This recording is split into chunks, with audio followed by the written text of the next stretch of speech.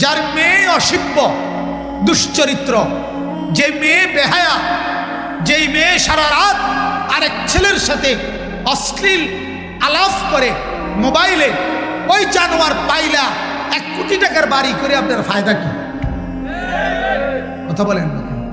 যার বিবিরে পুরা গ্যারাম দেখে, রাস্তার ড্রাইভার, রাস্তার বখাটের ছেলে, সবাই যার স্ত্রীকে মেয়েকে দেখে হাসে, টিটকারি করে, মস্কারি করে, এই পুরুষের জীবন বেঁচে থাকার চাইতে ওই পানিতে ডুব দিয়া মরে যাওয়া ভালো। মরে যাওয়া ভালো বেটা। আপনি বলেন না ছেলেদের কি বলে, কি মজা পাইছে এই পর্যন্ত? হাজার হাজার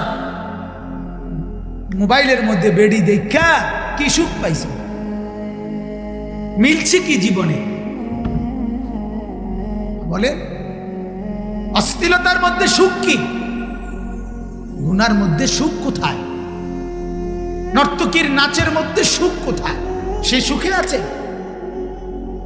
সে সুখে আছে যে হাসে, যে নায়ক নায়িকা মানুষের হাসি দেয়, ভালোবাসা শিখায়, তাদের জীবনেই তো ভালোবাসার বড় অভাব। তারাই তো চরম দুঃখী, তাদের চোখের পানি তো রাত্রে ঝরে, তাদেরই তো স্বামী সন্তান স্ত্রী নিয়ে অনেক বেশি অশান্তি। হ্যাঁ,